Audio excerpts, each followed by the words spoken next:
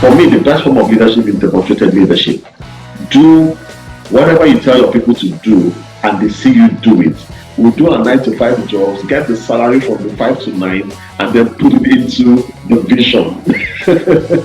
But hey, here we are. I think one point in my life, I didn't sleep for like 3 days because I had to walk all stretch. If your appearance is not presentable, trust me, no one will want to listen to the content you have. Practice makes improvement. The more you practice, the more you get to improve in that area of specialization. I would love to be president for one day.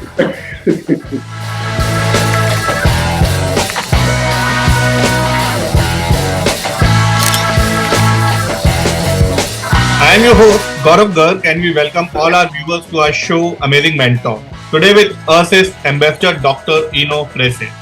He is co-founder, brand strategist, special advisor, speaker, director of project, WBAF International Partner, executive director, country director, advisory board member, speaker, global brand influencer, and on and on.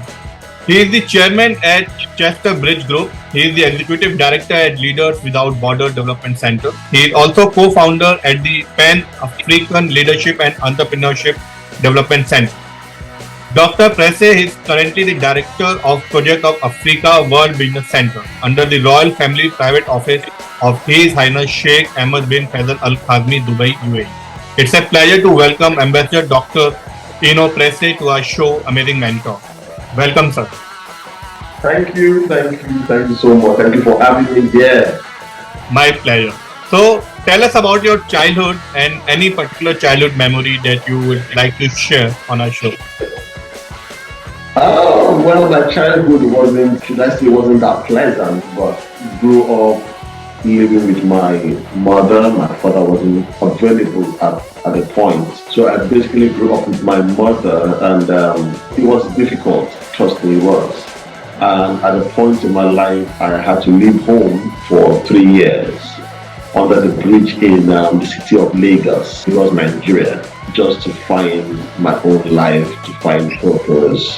And then got into some bad things, bad influences, all sort of things. But at the end of the day, I'm out. I have to learn my way back to being someone that can support every other guy on the street, every other guy that is not focused, that does not understand purpose, and to see how you can get them to understand purpose and then begin to put their lives in shape. So for me, one of the childhood memory I would always keep with me is the fact that I had to leave home, live under the bridge for 3 years, and then began to understand what life is at that point. So basically that was my childhood. So what about your educational background, schooling and higher education? At the point I dropped out of school because there was no funds to proceed and all of that. But as time went on, I decided to go back to school, study computer science. But hey, I'm not using computer science today. I'm doing something very different from computer science. So I went ahead to study human resource, study leadership, did professional courses on leadership and human resources. And also I'm an executive presence strategist, a customer experience strategist too. Over the years, I've been able to study and then grow into who I am today. So as a child, what was your dream profession? Okay, I need to be this when I grow up. Well, for me, at the point, I wanted to be a computer scientist. I wanted to write codes, understand how the computer works and all of that, how the internet works, how you can explore all of that. That was it for me. But growing up, I discovered that after spending the years I spent in school and I'm out, I wasn't just fulfilled because I knew that that's not what I wanted to do at that time anymore. The vision and the dream had changed over the years. And then I discovered that there was a vacuum in leadership. There was a vacuum in the human resource sector. And then I began to study to learn what type of leadership, what leadership really is. And how you can also help people to attain their goals in what form of leadership they get into. So for me, it has always been be a computer scientist, and but it's a different case right now. So what made you shift from computer scientist to a leadership role? Yeah, it's for me basically the decadence in the world. I discovered that we have very few leaders and we have so much rulers. You can say you're a leader, but you're not displaying the attributes of a leader. That's what people want to be able to see you and then follow you without you saying a word. So I said to myself, I need to study this word called leadership. Who is a leader? Because I knew who a ruler was. A ruler would just dish out instructions and then people will follow. People will just do what they say. But a leader is supposed to lead by demonstration. So for me, the best form of leadership is demonstrated leadership. Do whatever you tell your people to do and they see you do it. That is what they are going to do. But if you say they should do something and then you're doing something different, they're not going to do that. They might just do it for a period of time. But as time goes on, they will begin to imitate what you do. So I discovered that the best form of leadership is demonstrated leadership. What you tell your people to do it. So if you tell them to come early, you have to come early yourself. If you tell them you need to move the table, you have to be able to also move the table yourself. So that led me into studying leadership and then studying brands, because I discovered that brands is what has changed the world today. And then being able to study those brands, you need to look at the people spearheading the brands. So that led me into studying executive presence, getting to understand what is executive presence and then what is personal branding and then customer experience altogether. So who was your inspiration in your early childhood? That's a very difficult question to answer because truthfully, there was no father figure, so I wouldn't say it was my father. Well, my mother was trying a bit to do what she can do, but when I left home and started surfing the internet, I had met a couple of people, that were not even Nigerians. So I started studying them. Someone like Bishop Jakes of the Potter's House, someone like Apostle Parsley of the Bridge here, he's in the US too. I started studying their lives, studying what they were doing, and then began to see how I can improve my life. Now, people would always ask me, did you go to school to learn how to speak the way you speak? No, I didn't. I had to watch CNN, I had to watch BBC to listen to the way they were speaking, the way they were talking. And that's how I began to grow my life. So basically, there wasn't an inspiration growing up. But later on in life, I had a lot of mentors, a lot of role models to look up to. And then I began to follow them, follow their steps, follow the things they were doing, and then grew up into becoming this. So I could basically say Fela Durotoye was one of my inspirations. He's an inspirational speaker, a business consultant here in Nigeria, phenomenal man. A couple of them too. And then as time grew on, I began to study people like Bill Clinton, Barack Obama. I began to study President Bush. I love their style of leadership. It's phenomenal. I began to follow people like the late Miles Monroe, John Maxwell, Les Brown, and began to study their lives and began to, put my life in shape in what I see in them. So where did you start your professional journey? I started off as a graphic designer. Crazy enough. Started off as a graphic designer.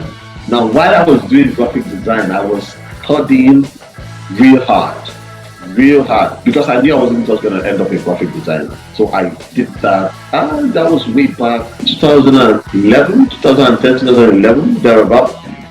I think so. So I started off with graphic design and then grew into becoming this. And then we started off Believe Initiative Nigeria. We started off Miller Pavila Services. A couple of companies here and there, different initiatives, just to see how we can help people. The initiative in Nigeria was geared towards high school children to see how they can put them together to believe in Nigeria. For me, it was a task that we needed to do because a lot of people were already losing hope in Nigeria. They didn't understand why they should believe in Nigeria. So for us, we're like, you need to believe in Nigeria, you need to believe in your country. Let's not look at like John F. Kennedy said, don't think what your country will do for you. Think what you will do for your country. And so for us, it was a way of putting the younger ones in check and putting them in perspective to begin to believe in their country. So that was our belief initiative in Nigeria. Then we started our Nila Pavila services, trying to do oil brokerage, being the middleman for buyers and sellers that want to do business, in this part of Africa. And then it grew all into starting Pan-African Leadership and Entrepreneurship Development Center, Paladec. Paladec has been in existence for, this is the 7th year. Started off our first conference in Ghana, where we had, I think, about 9 to 10 countries. From Ghana, we went to Dubai in 2016. 2015, it was Ghana. 2016, we went to Dubai. 2017, we went to Tanzania. 2018, we did Morocco. 2019, we did Dubai again. 2020 was when we had the COVID, so it was a virtual summit. And 2021, we did Turkey, and this is 2022, we're doing Zanzibar. So, that has been Pan-Africa for the past 7 years. And then we started off Leaders Without Borders Development Center in 2020. We've been running leadership programs over the years, but we came to limelight in 2020, where we had the first Leaders Without Borders annual summit, business summit in the city of Dubai at JW Marriott Marquis in 2021. It was phenomenal. It was great. Trust me, we had a lot of patronage. That's why we had the patronage of the office of the Sheikh of Sharjah, and they were part of the event fully. And then in September of 2021, we had the first African Dubai Investment and Business Summit, also in Dubai. And then the essence of that was to see how we can bring in investors that would invest in Africa and also invest in the UAE, basically. Great journey and great countries you have basically covered. So, Yes. what were your initial days challenges when you started your professional journey, and how did you overcome those challenges? Yeah, the challenges were enormous. Trust me. First of all, I would say the challenges were financial challenges, because starting up an initiative like that, you need to be able to fund it. So funding was a problem, and then we tried to see how we can get people that believed in the vision to be a part of it. We had a couple of people to come support us, and then see how we can also raise money. So we do our 9 to 5 jobs, right? We do our 9 to 5 jobs, get the salary from the 5 to 9, and then put it into the vision. Yeah. So we were doing that for years. And then our family was like, you guys are making money from your 9 to 5, and then you're putting it in this thing that we're not sure it's going to work. But hey, here we are. We have been able to grow past that to the extent that people are scrambling. I'm very careful with the words. People are scrambling to register for our summit or our event, for our conferences, because they've seen the value over the years and they've seen the consistency. I always tell people, consistency is what builds a brand. As long as you're consistent in what you're doing, people will see that and they will put trust and then believe in whatever you're doing. So over the years, we had challenges of funding, how to fund the event. At the point it was a free event, just because we are building something phenomenal, something great, something remarkable, something that would outlive us. It wasn't just for us, but something that would live for generations to come. So here we are today. The issue of funding is no more a problem.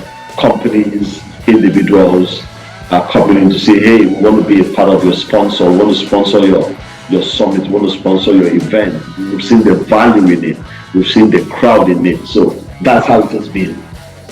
So, what was your first project when you started your professional journey?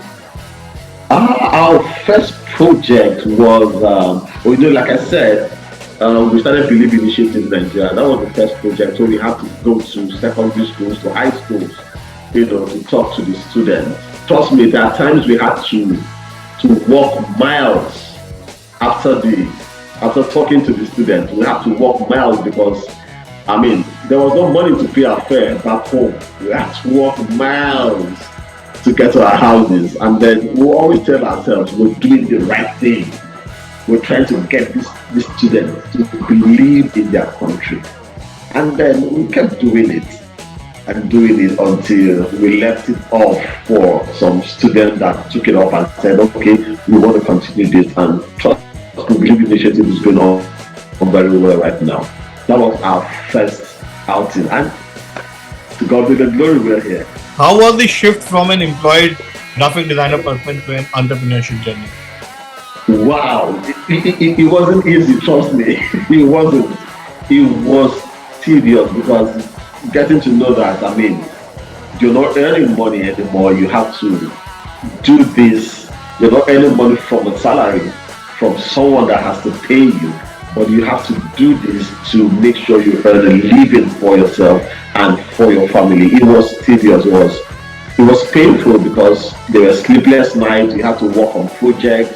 You had to work on proposals. You had to make sure that the designs were clear and accurate, and we were passing the right message. So at a point, I think one point in my life, I didn't, at that initial stage, I didn't sleep for like 3 days because I had to walk all stretch to make sure that the proposal, the designs, everything was intact.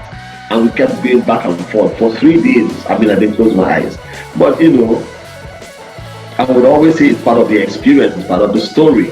And I'm telling the story today. Nobody knew that years back.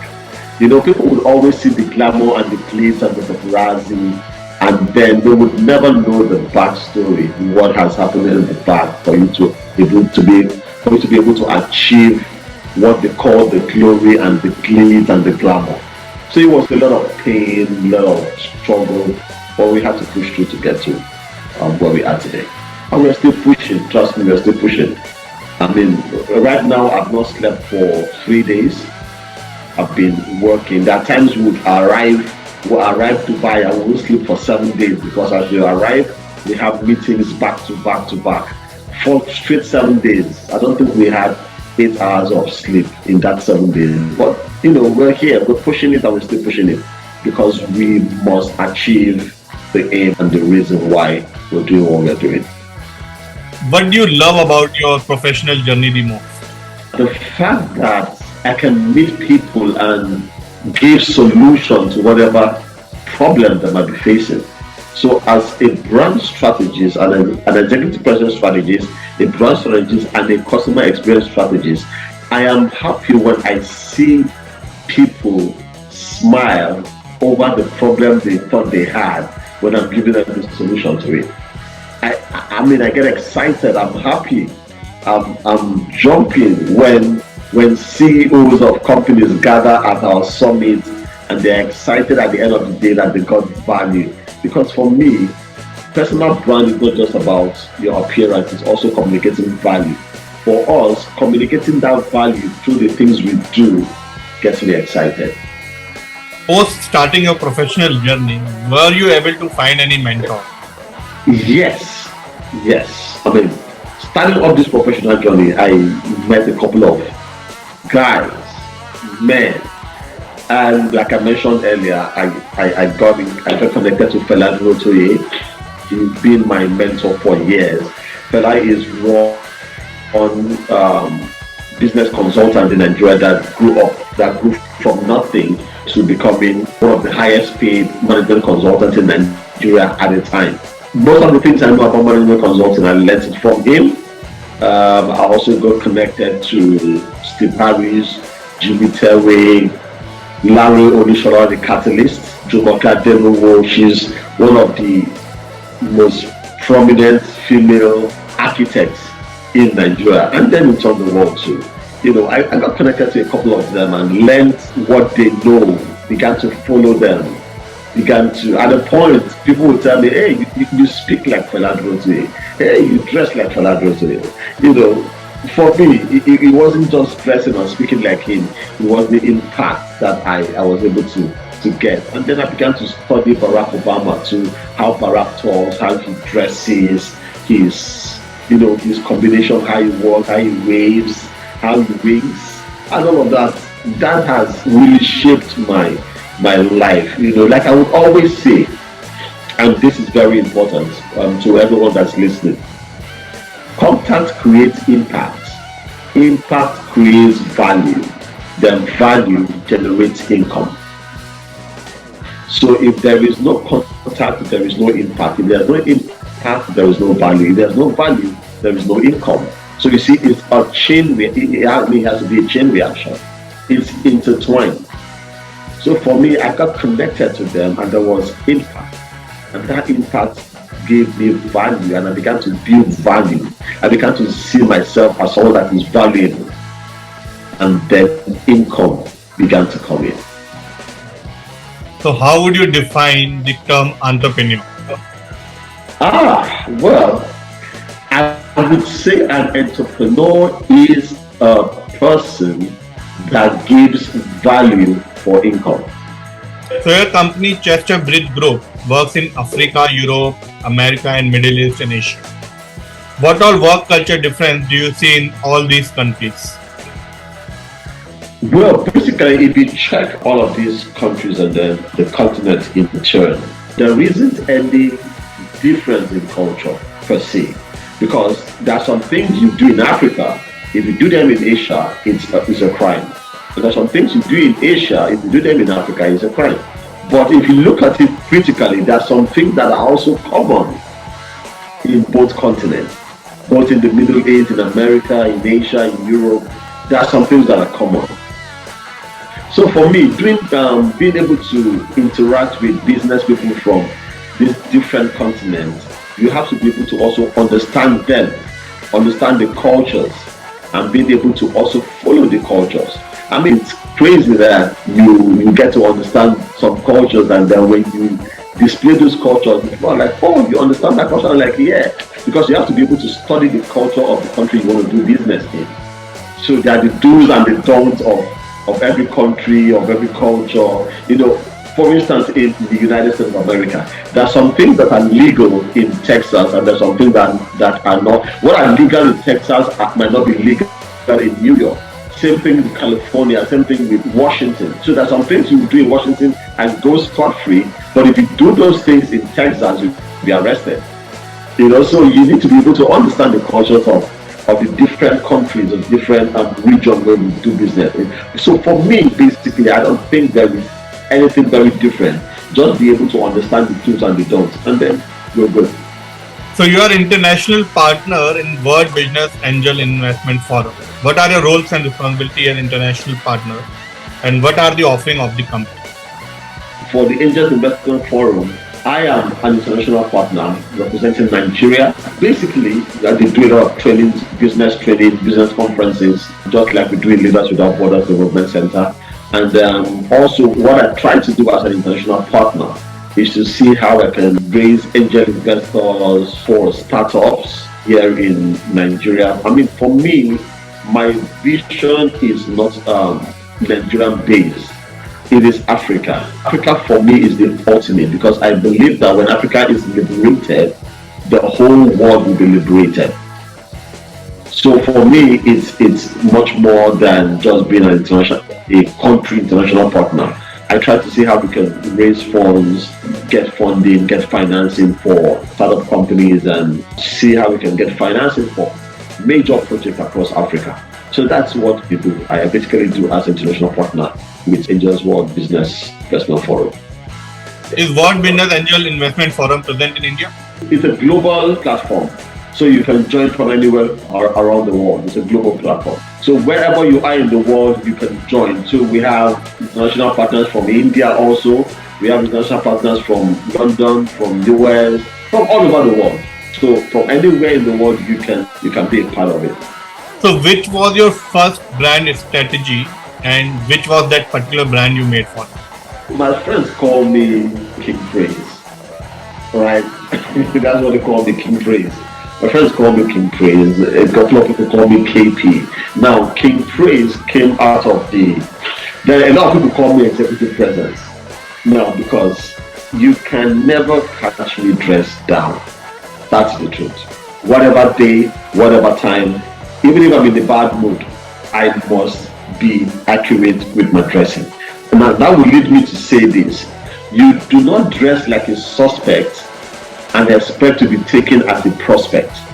So I understood that concept, and then for me, people know me as someone that dresses well every time. So it led them to be calling me executive presence, personal branding, and all of that. So I am known for top-notch executive presence, personal branding. Because for me, basically, people look at you first, see the container before they get a taste of the content. So your appearance is the container. If the appearance is not suitable, if it's not presentable, nobody will bother to taste of the content. For example, you want to buy a bottle of Coca-Cola, right? And then you go into the store, and then the bottle is very dirty. Will you still go ahead to buy it? No, the answer is no. You won't, because the container is dirty, it's not presentable. So is it with the business world. If your appearance is not presentable, trust me, no one will want to listen to the content you have. So for me, that was my first brand strategy that I've been known for that over the years, even till now. So like executive presence, EP, King Praise, so that's it. You have to be able to dress. We know the saying that says you dress the way you want to be addressed. So people look at the outward before they even get to listen to the inward, what you have in your inside, from your inside. Yeah. So you play many roles. You are a co-founder, you are brand strategist, you are special advisor, a speaker, director of project, advisory board member, and the list go on and on. So how do you make a work-life balance? Trust me, that can be very difficult, all right? Being able to balance your life, it can be extremely difficult. But for me, I still find out time to watch movies, to listen to music. I listen to a lot of music, jazz, R&B, classical, smooth jazz. Basically, I listen to a lot of soul music, and then I try to hang out as much as I can. I love adventure. Whenever I travel, I love to enjoy myself. So there's always a balance. It's time for work, it's time for play. Play hard, work hard. So Pan-African Leadership and Entrepreneurship Development Center have directly impacted over 9,000 people across Africa. How do you feel about the achievement, and what was the thought process behind starting this project? Oh, great. Pan-African Leadership and Entrepreneurship Development Center have impacted people over the past several years. For me, it's like a dream come true, right? Because we want to see Africans liberated, not just getting liberated from the Western world, but let liberation also come from Africans, for Africans. For me, I'm excited that we've been able to impact so much people over the period of 7 years, and we're still impacting. Trust me. And being able to have leadership programs for companies, entrepreneurs, startups, getting government involved in what we're doing, government in different countries, different African countries, and getting them involved and getting them to see that, hey, Africa is our own. We need to be able to liberate Africa with our own ideas, with our own solutions, with our own hands. So we need to build something by Africans for Africans. Yeah, and that was the idea of Pan Africa. Leadership and Entrepreneurship Development Center. Being able to liberate Africans by Africans. So, as a director of Project Africa World Business Center under the Royal Family Private Office of His Highness Sheikh Ahmed bin Faisal Al Qasimmi Dubai, UAE, what are your roles and responsibilities? My role as the project director is to see how we can pull in investors from Africa into Dubai, and also pull in investors from Dubai into Africa. Basically, I try to pull in companies, corporations, individuals that want to invest in both cities, in both countries, and in both continents also, to come in to this session and then begin to talk business and make sure that their investments are safe. So as a project director, I make sure that companies are represented in every of our programs, in every of our summits, and then they make sure that they get value also. Because it's one thing to come in for the summit or the conference, it's a different thing to get value for what you came in for. So it's for me, most importantly, being able to drag in companies from both worlds into a space that we control and see how that becomes value, and then in turn becomes income for them. So how would you define the term consulting? In a very simple way per se, it's offering help. Just like I said earlier about entrepreneur.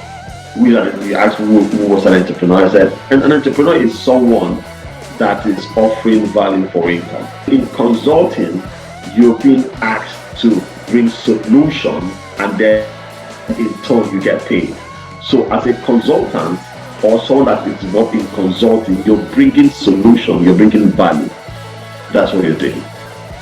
So you are part of many social organizations. So what motivates you to be part of so many social organizations? Basically, it's not just the motivation to be part of it, but the value they see in me, that I am valuable for their companies, valuable for their organizations, valuable for their community, valuable for their tribe. And then they approach me and I see the value that they also bring to the table. And for me, being able to connect, like I will always say, value, contact is impact. It's for the impact you have to give out for generations to come. So it's not just the motivation, but the impact that you're going to show, the impact you're going to give. That has been, for me, the motivation per se. So what all services do Chesterbridge Group provides? We do real estate, we do human capital development. We're brokers in the mining industry, we're brokers in the oil and gas industry. We try to also see how we can set up security outfit for companies, individuals, and organizations. So what is Leaders Without Border Development Center all about? Leaders Without Border Development Center is a leadership outfit, leadership organization that is geared towards connecting businesses globally, raising leaders in the business sector. Our major focus has been establishing businesses, connecting businesses from everywhere, from around the world. So like the name implies, Leaders Without Borders. So we have leaders across everywhere, and then being able to connect these leaders from every continent and every nation and every country to be able to do business. It's very important that we break the barriers that is in between all of this. So we have artificial lines and lines that have stopped people, which are the borders that have stopped people from doing business because of trust, because of commitment and all of that. So for Leaders Without Borders, we bring everyone into one room. You get to meet one-on-one, you get to meet face-to-face and begin to talk business. So for us, it is connecting businesses, connecting leads across borders. So what advice would you like to give to young generation? My advice would be always seek to learn. Learn from people that have gone ahead of you. I mean, you can never know all. So first of all is identify what field you want to go into, and then look for the people that are in that field and then follow them. Serve them to be able to gain from them. That's my advice basically. serve them to be able to gain from them. Because if you do not serve, there is no way you'll be able to get fully from these people. So invariably, understand your field, understand where you want to go to. So I will put it in this way. I call it the 3Ds. All right, the 3Ds of life. So discover what field you want to get into, begin to develop it, and then start to deploy it. Now your development stage is where you get to meet mentors, where you get to meet role models, people that have gone ahead of you in that field that you have discovered. When you do that, you begin to develop it, learning from them, learning the skills that they have, trying to imitate what they do, and then begin to deploy. Deployment is where you begin to do these things, and then you make your mistakes, get your corrections, and then you keep doing until you attain that success that you desire. People often ask me, why do I say that practice does not make perfect? Practice does not make perfect because there is no perfection in growth. Practice makes improvement. The more you practice, the more you get to improve in that area of specialization. So discover, develop, deploy, and then keep practicing. According to you, what advice would you like to give to young generation? What all things they should consider while creating their brand strategy? It's pretty simple.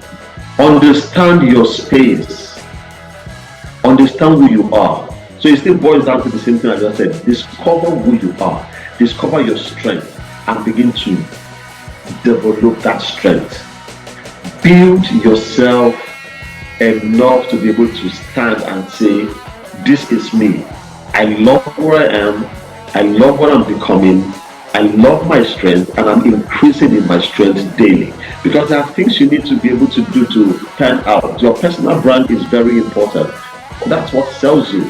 That's what sells you basically, your personal brand. So people will get to look at your brand every day. Do the things that will push your brand out to the world. What advice would you like to give to young entrepreneurs? Young entrepreneurs, learn everything you can learn. The ones that are in your field and the ones that are not in your field, learn. Like one of my mentors will always say, know one thing about everything and know everything about one thing. That's my advice. Learn and learn. Never stop learning. So now we will start our rapid round. Okay. So your favorite actor and actress? Okay. My favorite actor is Denzel Washington. And my favorite actress is Angelina Jolie. Your favorite color? My favorite color is black. Even though I'm not I'm wearing black, but inside I love black. Your favorite destination? My favorite destination is Dubai. Leadership in one line? Leadership is living a demonstrated life. Things in your wish list? In my wish list? Woo! Okay, so I have a couple of things in my wish list. I want to do skydiving. I want to meet Barack Obama. I want to sit with Barack Obama and talk with Barack Obama. I would love to be president for one day. Yeah, that's one of my wish lists. Yeah. And then, tour the world as much as I can. Your dream house? My dream house would be a 10-bedroom mansion with massive green area, swimming pools, lawn tennis, everything like a resort where you have basically everything inside of it. That's my dream house. I love people staying with me. I love people living with me. So I love big houses. So at last, one line that defines you? Aha! Excellence. A man of excellence. So thank you very much for your time, and it was a pleasure talking to you and listening to your experiences and the advices you have shared. Thank you very much for your time.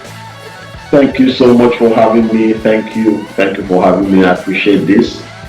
Thank you so much. My pleasure.